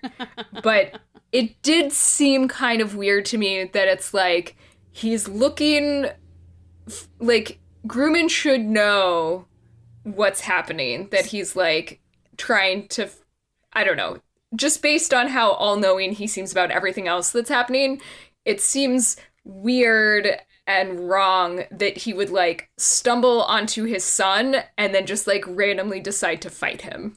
Mm-hmm. And also Will, because Will knew that like the alethiometer kept saying, yeah, we just keep going. Your father's up ahead. Mm-hmm. Yeah. And then you find a mysterious man in the darkness. It's obviously your fucking father. Sorry. Yeah. No. It's a little bit frustrating. And so knowing that it's like a biblical reference and like a little bit of a metaphor makes me be less frustrated by it. Mm-hmm. You were asking like, did he literally wrestle God? I should say that at other points in the Bible when this event is referenced, there are different, like it says like he wrestled an angel or he wrestled, like did he wrestle God literally? Like the idea of God changes so much across the Bible and across time that like in the original story he definitely wrestled God, and then later people were like, oh, that's not possible, and so they changed it. I see. But it's all about identity, and, Jacob wrestling God is like a whole thing about masculinity too, right? And like wrestling your creator. Will is literally wrestling his creator. And this whole thing is about masculinity, I think, in terms of like their fight. And then afterwards, the way that he handles Yuta with like so much violence and is so incensed with her and how scared she is of him, like that really feels gendered to me in an important way. And the way that he's marked as a warrior, Will is, by his father and told that that is what he needs to be, also feels like he's pushing an identity onto his son, even though he doesn't know that it's his son, which is very like masculine in a certain way. I don't think that's an accident when we're talking about things like Lyra being Eve, you know, which I'll talk about later. But this changes Will's identity and has to do with him wrestling his creator. And so it's just, to me, it's like very loaded with Jacob. I don't know if that brings anything. I don't know if it makes the story better or anything, but I think this one is definitely there. Oh, yeah. Yeah. Now that you described that, absolutely. I would never have known that, though. If you've ever heard of Jacob's Ladder, that's also where that comes from. There's a ladder in the wrestling match. It's like tables, ladders, chairs. Yep. It's he mantles a ladder and then okay, great. And puts God on a table and then power bombs him. Is this gonna be a Hell in the Cell moment? Mm-hmm. Yes. Look how we're all coming out of the closet as WWE fans secretly. Or Redditors, one of the two. I have no idea what's happening in this conversation. conversation. You're going to pretend like you don't know. That's good. No, that's as cool. far as I'm aware, Jacob's Ladder is a flower in Animal Crossing that you can... Anyways. So good. Perfect. It's a bad toy. It's literally a stairway to heaven. There's a song about it. Go look it up. Okay, actually, fuck you. I almost choked on water, everyone. Worth it. The last thing is Eve gets name dropped. Last time we got the serpent. Now we get Eve. Hopefully everybody knows who Eve is. She is the Uber mama. Eve is very complicated in the Abrahamic tradition. I'm not going to run down like all the ways that she exists. Christians see her as the source of original sin, which is important to this story in particular, I think, and especially like the relationship to dust. We've had dust and original sin conflated together, and now the idea that Lyra is Eve and the way that Eve's sin in the garden of trying to seek out knowledge through the serpent is what infected her biologically, in a way that her children come out already infected with sin, already hungry for knowledge, already rebelling against God before they even breathe. That's the idea of original sin, that we are fallen from before we are born, because Eve was biologically changed by eating the fruit. So, yeah, Lyra is Eve. She's the source of evil. And it's weird because, like, there's all of these ideas that have to do with, like, God creating the universe. And in some interpretations in the Abrahamic tradition, like, you have the more cosmic things that God does are kind of like less impressive. And as the days of creation go on, God's acts of creation become more minuscule, but more complicated and therefore more glorious. And you could kind of interpret Eve in that way. Like on the first day he creates light and it's like, okay, cool. But then, like he creates the sun and then the planets and that's more complicated, right? Than the light. Light is just like a concept. It's just radiance. And then he creates the oceans and everything in the oceans and then all the animals. And so it's getting more complicated. It's getting more interconnected and systematic and therefore like more glorious. And Eve is the last thing that God creates. And so in a way, she is kind of the pinnacle of creation, if you think of it in that way. She is the most perfect thing in the universe. Therefore, the most glorious, like Adam was kind of like a rough draft, if you think of it that way. And Eve is a more perfect version of what a human should be. And that might be because when people study religion, sometimes they take a very superficial way of seeing it. You know, like you'll read the Greek myths when you're in school, and they'll be taught in a way that like, this is what everyone thought of Zeus for all of Greek history. And this is what everyone thought of Athena or whoever. And that's not true. You know, like we know that from just being alive in the world, where someone might seem like a hero and then later on they are a villain in the narrative of the culture. A classic milkshake duck. Classic J.K. Rowling. Yeah. And so that is true in religion. You know, sometimes, you know, certain gods were like worshipped and then they fell out of favor for political reasons, or because of like trends in history. There's a really good book. I can't remember the name of the writer. I'll put it in the show notes. Called The Invisible Spider, that is like about the rise of the patriarchy across all religions in the ancient world, and how we used to worship female gods, and how a lot of myths that we take now as being like, oh, this is how we always believed in these gods, are actually about subverting the female gods that we used to worship in favor of male gods to reinforce patriarchy. And that this happened around the same time that we started writing things down. And so it seems like we always believed these things, but in fact, they were just codified because that's when writing happened. And so it helps to like bolster the patriarchy across history. Writing does. And you could see this, like why would Eve be born out of Adam? She would literally be the only human to be born from a man. It's weird. It's a weird idea.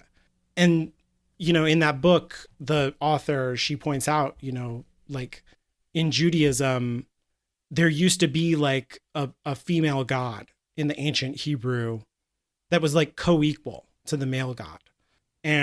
But she did not know that. Yeah. That's really cool. She fell out of favor, like politically, and it became, and part of the reason for this is like, because the Israelites were constantly getting conquered by the more advanced empires around them. I mean, they just were in a terrible geographic position in terms of like, there's Persia over there and there's Babylon over there.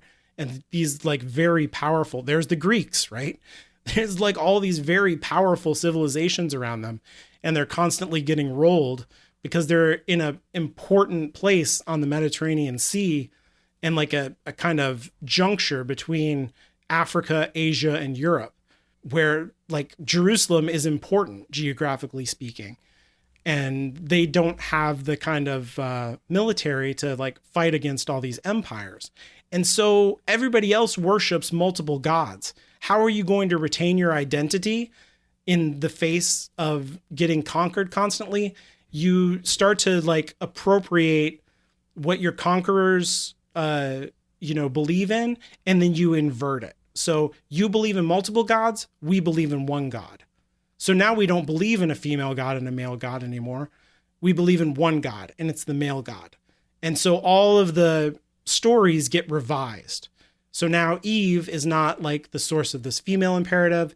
She's born from a man, and she's the source of evil because, like we have to reject this ancient principle, and then we have to like retell our history. We were always this way. And everybody who believed in the one God going all the way back to Abraham was right and good because this is how it always was.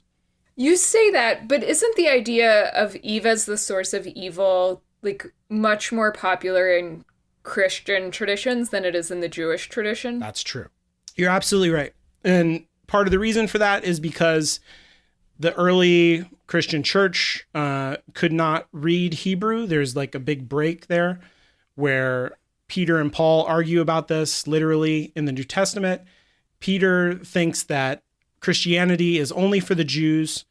If you're going to convert to Christianity, you need to get circumcised. You need to only eat the kind of foods that Jewish people eat. You need to dress the way that Jewish people dress. You need to convert to Judaism, basically, right? Because that's what... I see. Christianity is like Jewish plus. Yeah. To Paul, to Peter, that's obvious, right? And he literally learned from Jesus. Peter did. And Paul says, no, this is for everyone. And the rules don't apply anymore because the Greeks and the Romans, they're not going to get cut. What are you talking about? They're not going to stop eating milk and meat. They're not going to stop eating lobster. Like, we need numbers, my man. That's what this game is all about. We need to convert as many people as possible. And so you need to lower the bar to get more people through. And part of that has to do... So Christianity is actually just Judaism minus. Exactly. Yeah. Also, wanting to convert everybody is like the least Jewish idea ever. No, you're totally right. Because it has nothing to do. That's true. Judaism has nothing to do with like people getting into heaven or anything like that. It's just the embodiment of the narrative of God coexisting with his people on earth. It doesn't matter about everybody believing the same thing. That's not the point of Judaism. Yeah, you're totally right about that. But so when the Jews get conquered, or when the Hebrews, I should say, get conquered by Alexander the Great, the Greeks are interested in their religion. They want to know more about it. And so all of their religious texts are translated into Greek. This is called the Septuagint, the translation of the Old Testament into Greek. And that is the Bible that the Christians read, because they can't read Hebrew. They've rejected the Jewish culture. And so everybody reads Greek. And so they read the Greek version of the Old Testament, and all of their understanding is informed by Greek culture in terms of like interpreting the Bible. So they don't have the Hebrew perspective, like you're saying, about how Eve is, more of, this is like a myth about childhood and innocence and like awareness, and all the other political things that I mentioned earlier about like a switch to monotheism and stuff like that, and like defining our culture and the place of women in Jewish culture in ancient times. It's more informed by the myth of Pandora and Pandora's box. Pandora in Greek mythology is the first woman to ever, she's like the Eve of Greek mythology. And Zeus creates her as a response to Prometheus stealing fire from the gods and giving it to humanity. And by humanity, I mean men, because only men existed at the time. There were no women. And so in the Greek myth, they make Pandora, and she's given all these gifts from all the goddesses and all the gods. But of course, what is inside of Pandora's box? The jar that she has, or the box, or, what is clearly a womb metaphor for a woman. It's filled with evil. It's filled with darkness. And like, she is the source of all the bad things in the world. Like, when a woman comes into the culture for the Greeks, it's a bad thing, because the misogyny is built in to Greek religion in that way. Like, women are bad. And the thing about them that makes them women, their womb, their Pandora's box, their jar, is a bad thing. It's full of bad things. And the last thing in their hope, is like retained within her womanhood.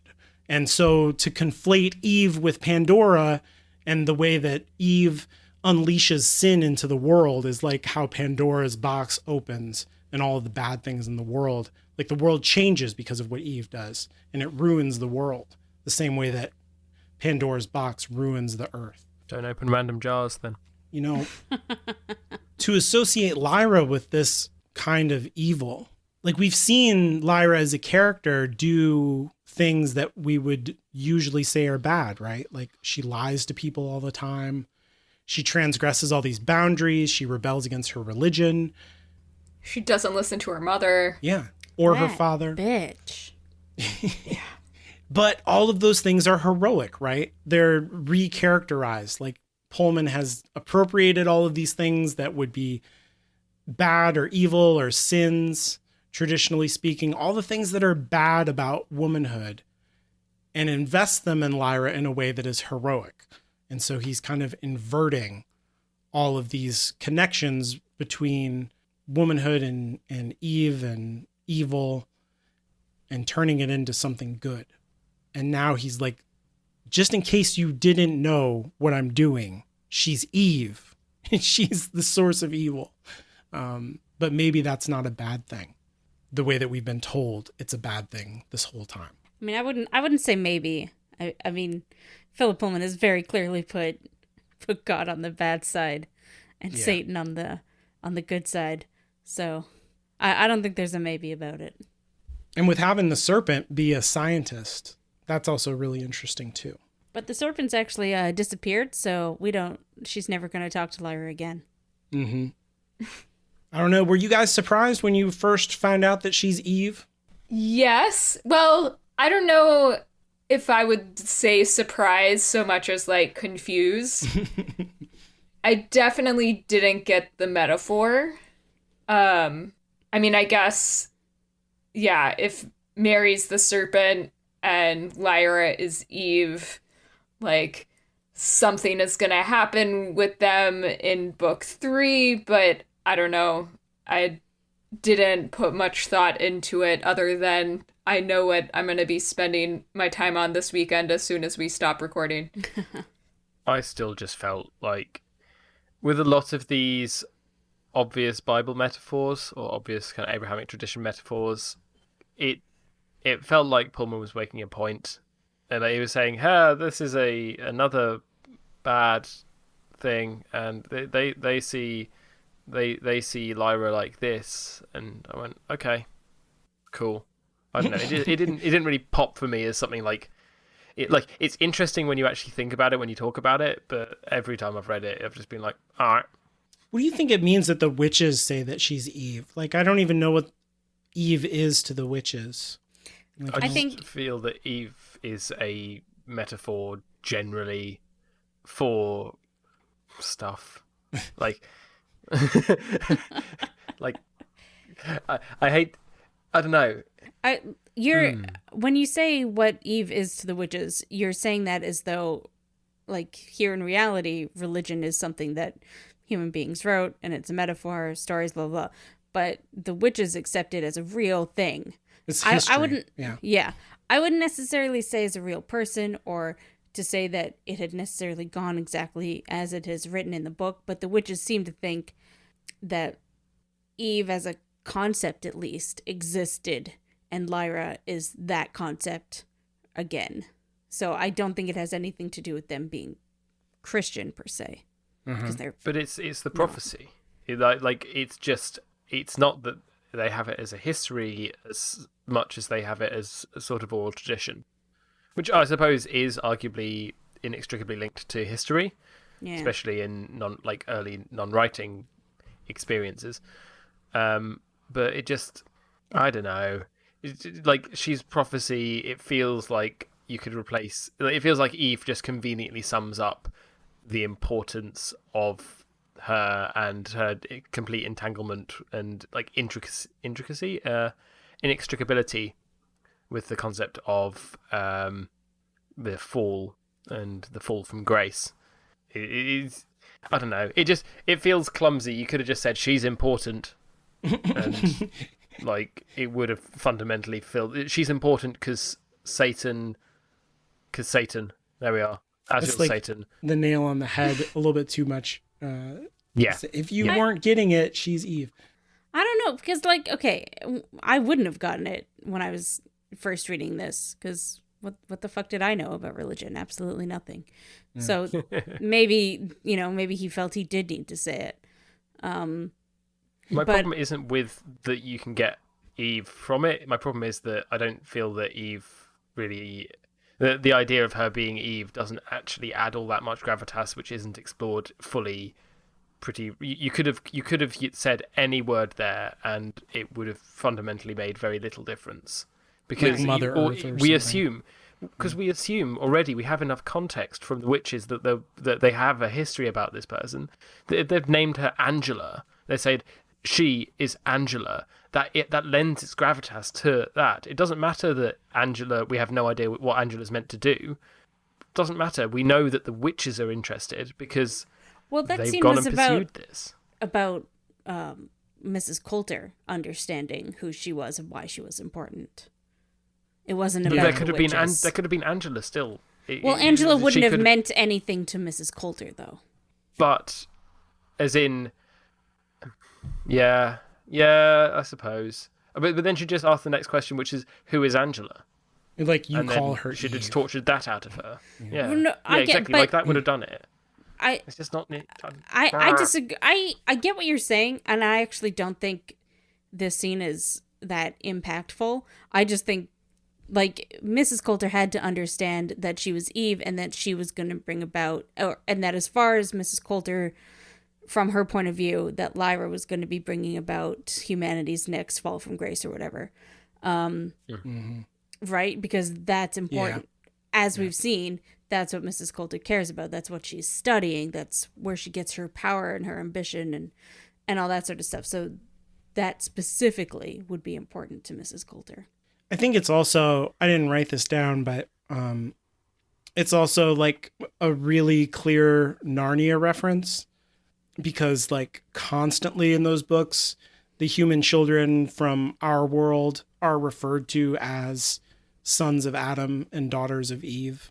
Like that is, like, other humans are not referred to in that way in Narnia, but only the people from like our world are referred to that way.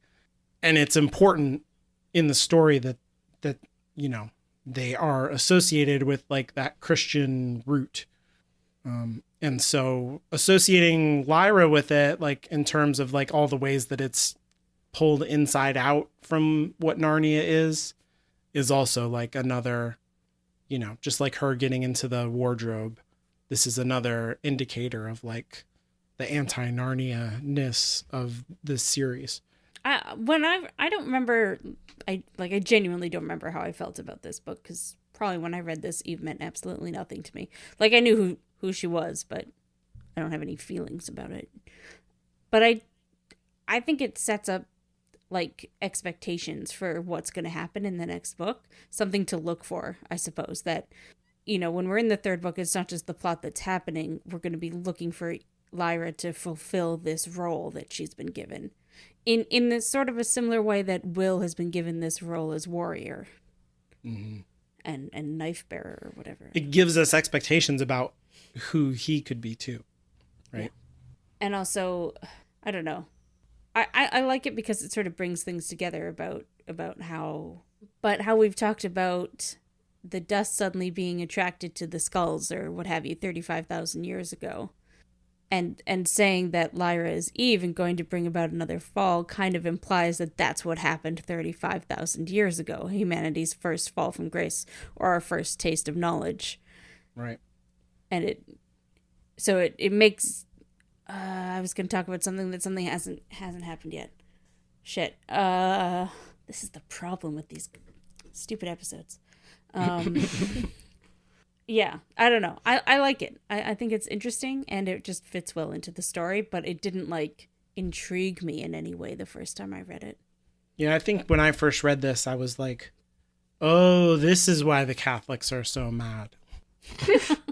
About the book specifically. Yeah. Not about God being evil. They're not mad about that. I don't know Or that they- it really clicked for me when I read it, because I was like so freshly out of evangelical culture and just trying to understand storytelling. And I think I was just like taking the book on like its portal fantasy kind of, you know, adventure. And then I was like, and she's Eve. And I was like, oh, wait a minute. Like, oh, I get it. Oh, this is why the Catholics hate this thing. Just wait until book 3. Yeah. Yeah. I'm very excited to be fully involved in these subtextual conversations. Yeah, but book 3 is literally like, well, fuck you, religion. Like, more so than 1 and 2. Or fuck you, Christianity, I guess. Yeah. I would like to say that there was a point very earlier on in this episode where neither Francis or I said anything about stuff coming in book 3, and I'm very proud of both of us. We did a good job today. Yeah. I was going to bring it up at the time, but it would have been very obvious. So now I'm bringing it up now so that you don't know what conversation I am referring to. But there were conversations, trust us. Yeah. And they were spoilery. All right. So I think we've got a pretty quick dust watch this episode. I've forgotten everything that's mentioned about dust in these chapters. We get this whole thing about like when Lee goes into Sitagatse and he's like, what in tarnation are them things down there? And then we get an info dump. But in a Danish accent. Yeah, we'll talk about that. Yeah, we get John Perry, who is like, oh, those are specters. And he says that, and again, I'm taking Perry as like an authority here, but maybe he doesn't know what he's talking about. He says that the specters are interested in, to quote, a conscious and informed interest in the world. And that's why they ignore the children, because children, you know, are like naturally curious and whatever, but they can't approach things with an informed interest because they just have less experience. They can't be informed. That's the nature of innocence in this story. And so is that what dust is? Is dust an informed interest in the world, and that's why it collects on adults and not children? I would from what we've seen so far, I think we would say that dust is attracted to that almost in a similar way to the specters, except dust doesn't seem to feed on it so much as it seems to encourage it. Yeah, like it makes more connections or something, or makes you more sophisticated somehow. Yeah. I am troubled by this idea that children are fundamentally different from adults because of how, like, interested they are in things. I don't know. I feel like there are some fundamental differences between children and adults, but that seems like a really condescending and inaccurate way to frame those differences. I do think it's important, like Alan just said, that we are just taking John as an authority. He is not necessarily right or an authority. I mean, he's known about these things for 10 years. You know, like before that, he was just a dude from our world who didn't know about any of this. But he's a shaman. Shut up. Yeah. So it's nice. It's important to keep that in mind about him. And about what he says, and that like nobody really seems to know about what dust is yet, other than it is related to all of these things. On the other hand, though, I mean, the differences between adults and children in these books, I mean, you just kind of have to take it at face value with the story, in a way. Yeah. So am I correct in saying that this is the first time that we see a specter attack somebody with a demon? Yes. Right? Because we've seen... Yeah, I'd completely forgotten that this happens, that we do see one, because we were talking about it, how I wanted to see it happen. Mm-hmm. Yeah, so it's kind of cool that when Mrs. Coulter sends a specter after Lena, Cardboard Witch, number 1 in this chapter, the less offensive Cardboard Witch, that the specter doesn't actually go after her body. It goes after her demon, and it consumes her demon. And so that, I think, is pretty clear evidence that whatever, like, essence a demon is physically located inside people from worlds where they don't have an external demon. Yeah. And what the specters are devouring. Yeah, and it is what the specters are devouring. So that's a cool confirmation to get. And I don't know if that really informs us that much about dust, but it does inform us a lot about specters, and we know that specters are somewhat related to dust somehow. So it kind of fits in this section. Yeah, and yeah, I think when Mrs. Coulter and Boreal are talking, somebody says... Oh no, it's John. Whatever. Somebody says that they feed on dust, and but we see them eat the demon. So I think it's more accurate to say they feed on people that dust is attracted to. Like dust is like a fine sprinkling of salt. just Just that, add a bit of flavour. Yeah, just that really good seasoning. This is a garnish, really. Yeah. It's like turmeric. Turmeric's not a garnish, just so you know. In Spectre culture, it's not called dust, it's called garlic. It's I'm glad my joke landed. But But with whom? yeah, jeez. So from that, I actually think we just get a lot of contradicting things about what dust is, which, guess what? That's just going to continue on. Mm-hmm. Forevermore. Yeah, pretty much.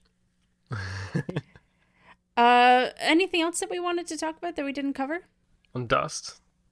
Or on anything, sorry. I think we're done with dust, but Okay. anything Yeah. that anybody wanted to talk about. I thought that it was kind of interesting that book 2 ends with a successful poisoning and book 1 started with a failed poisoning. I have no idea what happens in book 3, so I don't know if we get like a third poison, but I don't know. It felt like kind of a nice symmetry somehow.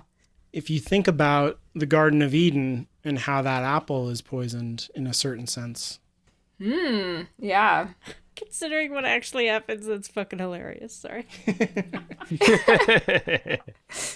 I'm just saying everything on the recording so we can all make fun of me later.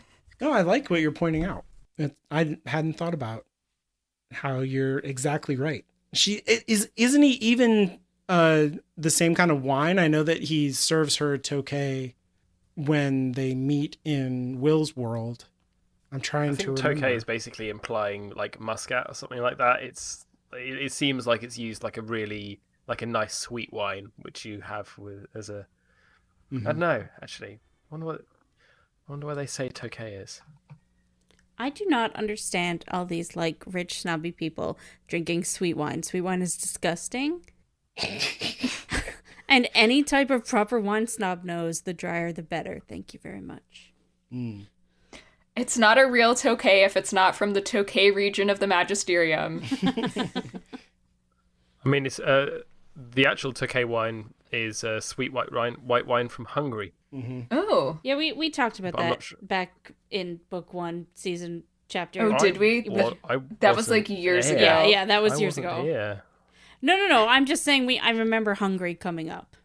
I mean, I saw the way that you noticed the framing of the poisonings. I noticed that Will fails at the end of the book in a way that's similar to Lyra failing at the end of her book.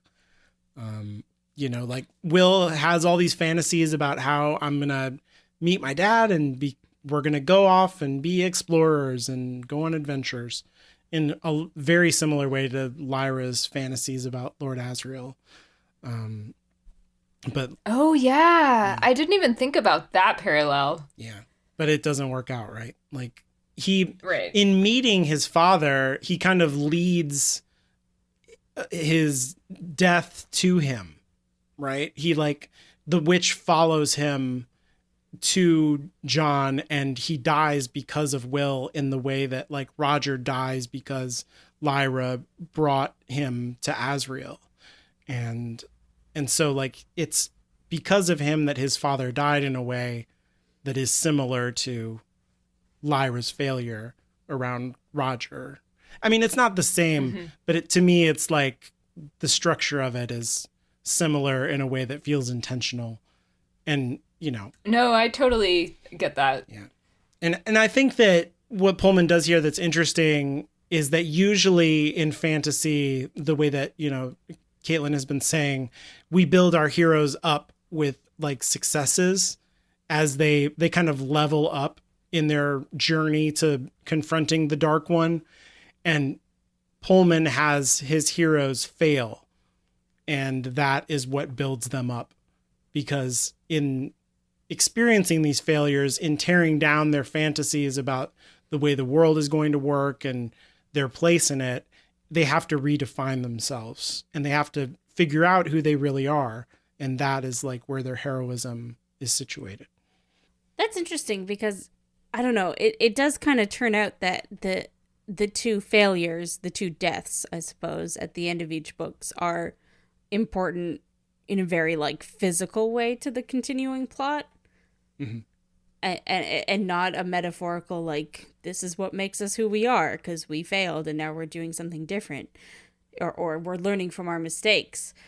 You know, Will and Lyra. Because do you think that Will would have gone with his dad to Lord Asriel even if Lyra had gone missing? I think that would have been a 10,000 times more interesting ending to this book if John was alive and was like, Will, we have to go to Asriel. And Will's like, okay, I just got to go get Lyra. And there's no fucking Lyra. And then Will has this like this friend who's been with him and helped him. Or Yeah. this man who he doesn't even fucking know. He has but to it make a is choice. his dad. You know, like Yeah.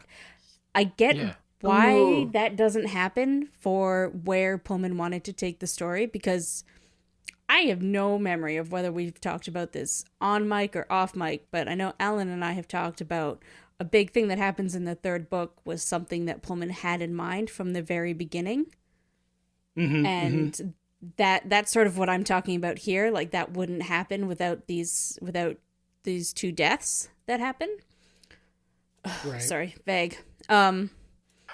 So like I get why it doesn't happen, but I do think that would have been a much more interesting ending to this book to see what Will would have chosen if it wasn't a random angel saying, we're here to take you to Asriel, but it was his dad saying, I'm taking you to Asriel. I think it would have been interesting too for like, because he makes this whole pitch without understanding who Will is. And then he realizes in that same moment that he dies that Will is his son. It would have been interesting to me if he was like, oh, wait a minute, you're actually my kid. Forget everything I just said because I thought I lost you and now I have you again. You're not going to be in this war. I'm going to shelter you from all of this or something like that. If he like, you know, the way that Lee feels towards Lyra, like you got to protect that girl. There's no one I would have loved, you know, if I Yeah, would have had yeah. a kid. Yeah. Like if he would have reneged on his entire purpose in life because now I can protect my son and have a relationship. That would have been interesting too. Like none of them get the chance to make a choice here. Yeah. It's just like circumstances force them. And I'm not saying the way that that I don't like the way it played out or where it left the story. I'm just saying that there are so many interesting things that could have happened here also. Yeah. Yeah.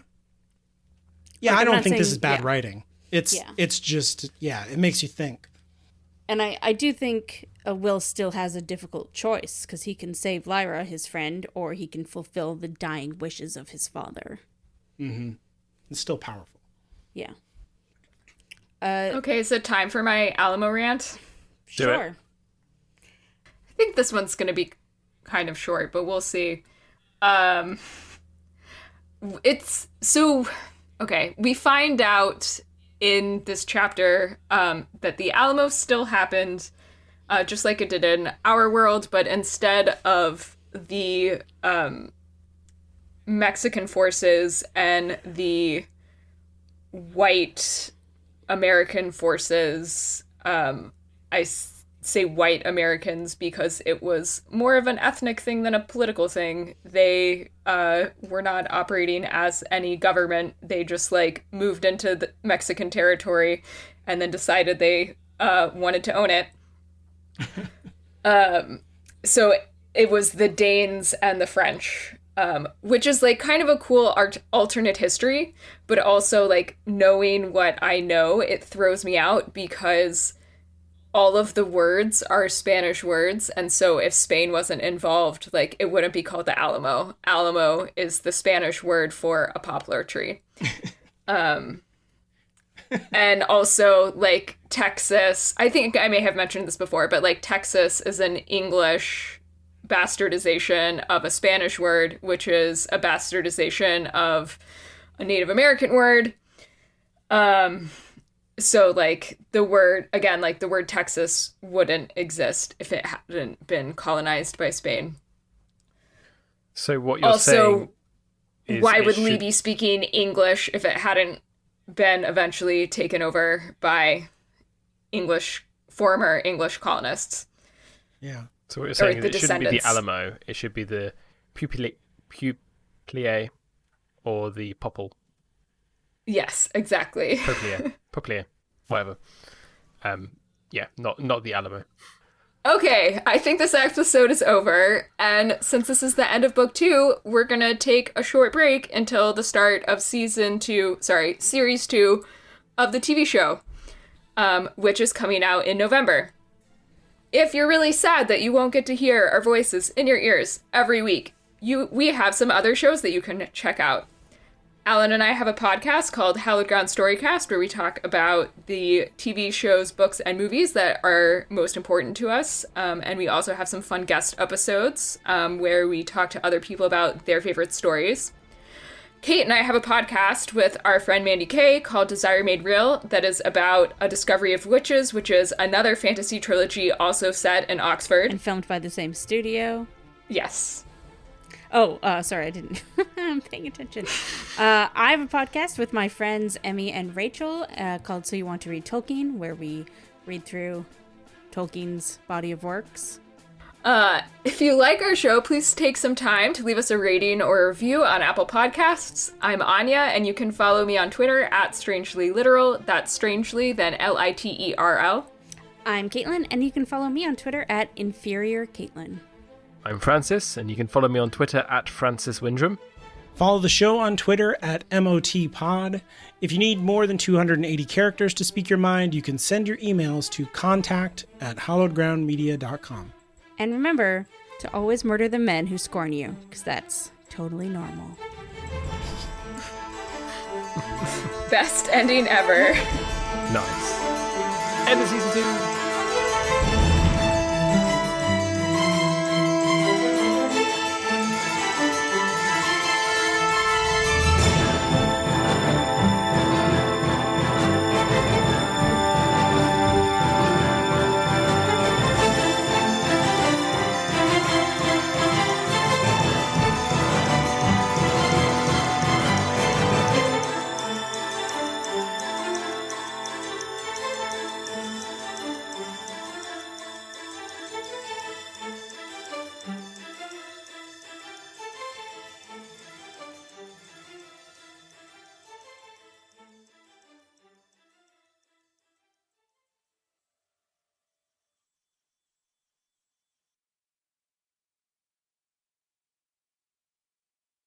Can we just replace Anya's intro every time with the sound of a train horn going "Wah."